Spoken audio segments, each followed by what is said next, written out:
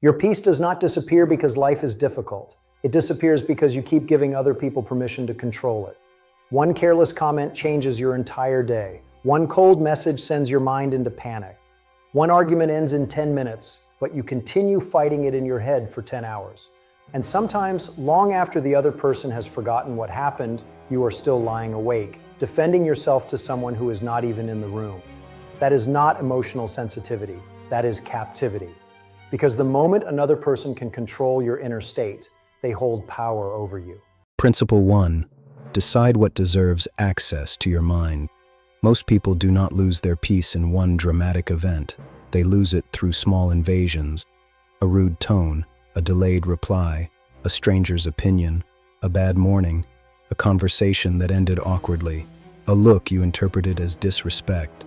Each event seems harmless, but when you allow every small disturbance to enter deeply, your mind becomes crowded with problems that should have died hours ago. Imagine this. Someone speaks sharply to you at 9 in the morning. The conversation lasts 20 seconds, but on your way to work, you replay it. At night, you build a second argument. The other person took 20 seconds from you.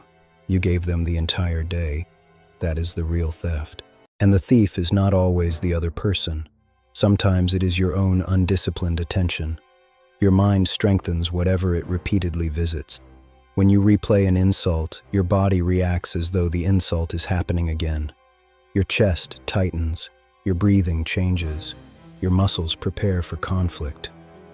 The event ended in the outside world, but inside you, the battle continues. That is why you feel exhausted. You are not fighting one battle. You are repeatedly fighting battles that are already over. A strategic mind learns to classify disturbances. Some problems require action. Some require a direct conversation. Some require distance. Some require silence. And some deserve absolutely nothing. But an undisciplined person gives every problem the same importance. A delayed message becomes rejection. A criticism becomes humiliation. A bad day becomes a bad life. A temporary emotion becomes an identity. This is how a moment becomes a prison. Machiavelli understood that a ruler who reacts to every disturbance eventually loses command. When every rumor, insult, and disagreement can redirect his attention, he is no longer leading. He is being led. The same is true for you. Not every person deserves emotional access. Not every opinion deserves an explanation. Not every moment deserves to follow you home. Principle 2. Create space before you respond. Your first reaction is rarely your strongest response. It is usually your fastest weakness. Anger wants speed. Fear wants speed. Pride wants speed. Insecurity wants speed. But power moves slowly. A person who reacts immediately reveals everything. You see it in his face. You hear it in his voice. His words become careless. He explains too much. He threatens too much. He says things he will later have to repair. And without realizing it, he gives the other person a map, showing exactly where to hurt him next time. That is why provocation works. It does not force you to lose control. It simply invites you to surrender it. Imagine someone humiliates you in front of a group. Every part of your body demands an immediate response. Your pride says, say something now. Your anger says, make them regret it. Your fear says, everyone thinks you are weak. So you raise your voice. You begin defending yourself. You speak faster. The room no longer focuses on what the other person did. Now everyone is watching you lose control. The insult may have made them look cruel. Your reaction made you look unstable. Now imagine the same situation again, but this time, you pause.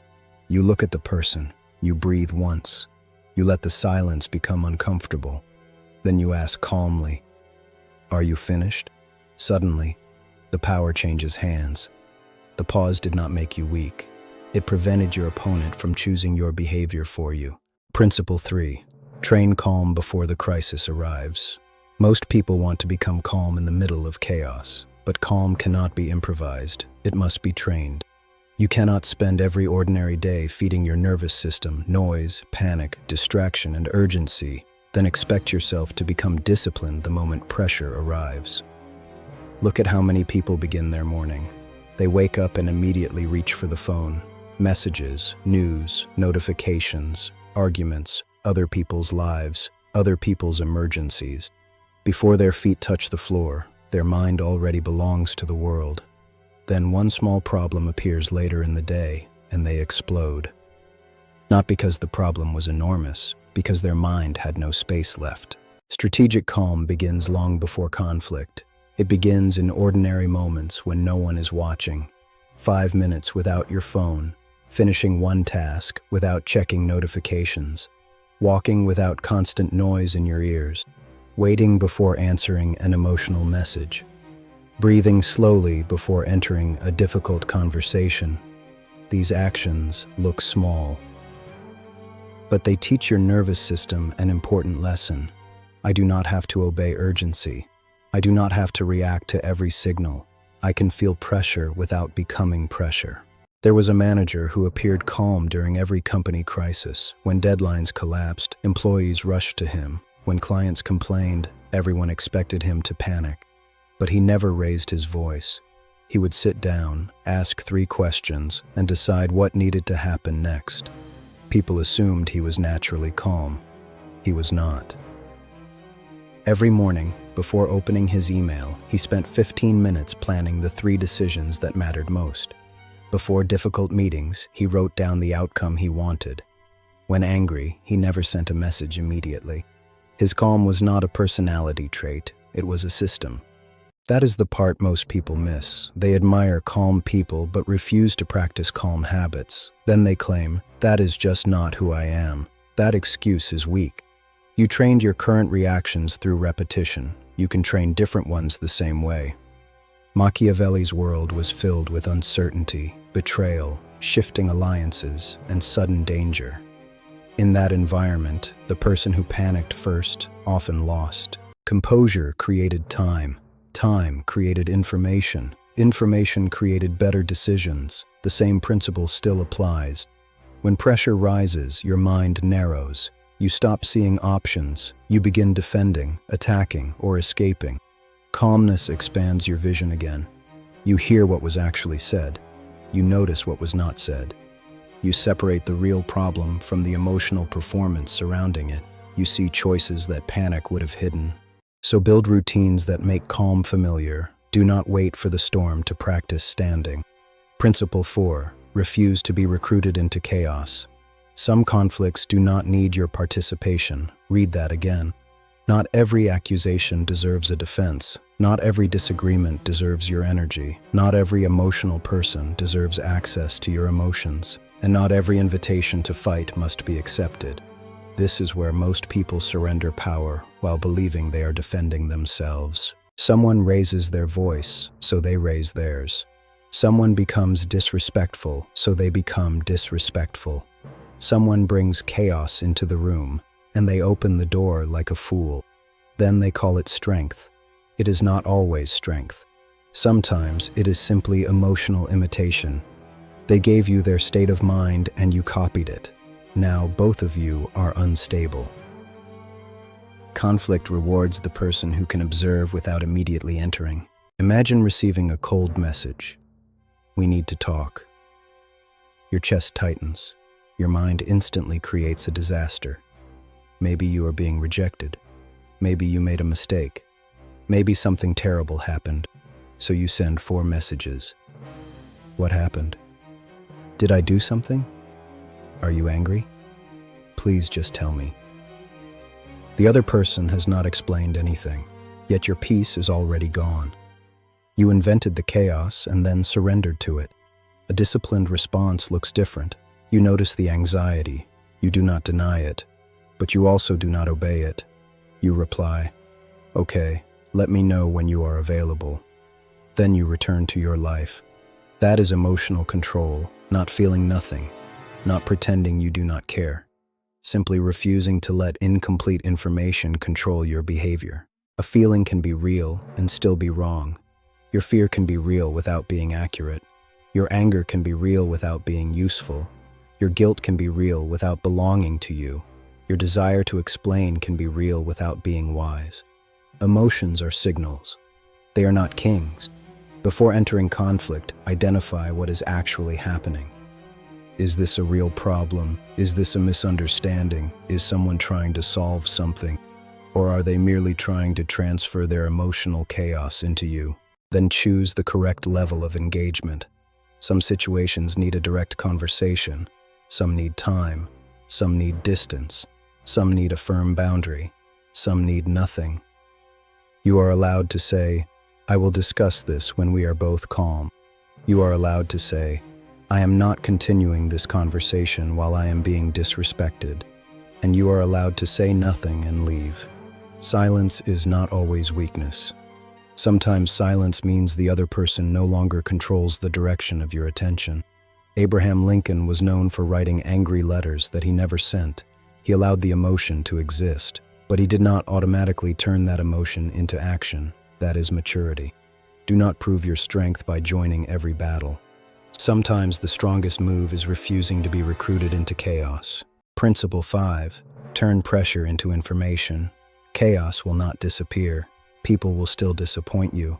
Plans will still fail. Stop waiting for life to become quiet before you become strong. The real question is not whether pressure will come. The real question is what pressure will turn you into. Two people can experience the same failure and leave it as completely different human beings. One says, "Why is this happening to me?" He complains. He withdraws. The failure becomes his identity. The other asks, "What is this showing me?" He studies the situation. He identifies what was weak. He adjusts. He uses the same event as information. Same pressure, different interpretation, different future. A business owner once lost his biggest client without warning. That client represented nearly half of his income. His first reaction was panic. He wanted to call the client repeatedly. He wanted to reduce his prices. He wanted to blame his employees. But he stopped. For 2 days, he reviewed what had happened. Then, he saw the truth. He had built an entire business around one relationship. The problem was not simply that the client left. The problem was that his system had always been fragile. The loss exposed it. Over the next year, he changed how the company found customers, created new offers, and stopped depending on one source of revenue. The event that first looked like destruction became the reason his business grew stronger. That is how a strategic mind uses chaos. Not by pretending pain feels good, not by calling every disaster a blessing, but by extracting information from pressure. Ask, what is this revealing? Where was I unprepared? What weakness has been exposed? What boundary did I fail to create? What skill must I develop now? Who becomes unreliable under pressure? What part of me is still too easy to control? These questions transform chaos into intelligence. Your peace will never be safe if it depends on the world becoming gentle. People will still speak carelessly. Problems will still appear without warning. Conflict will still knock on your door. Chaos will still exist. But your mind does not have to remain open to all of it. Decide what deserves access. Create space before responding. Train calm before pressure arrives. Refuse to be recruited into unnecessary conflict, and turn chaos into information. This is not about becoming heartless. It is about becoming difficult to control. You can care deeply without chasing. You can feel anger without becoming reckless. You can experience fear without obeying it. You can hear criticism without allowing it to become your identity. You can stand inside chaos without carrying chaos inside you. So make a decision. Will every tone, message, memory, opinion, and disagreement continue to own part of your inner world? Or will you finally govern your own mind? Like this video if it spoke to something real inside you. Subscribe for more lessons on discipline, power, emotional control, and strategic thinking. And share this with someone who keeps losing peace. Then write this final affirmation in the comments. My peace is protected. Remember, chaos may enter your life, but it does not have to enter your mind.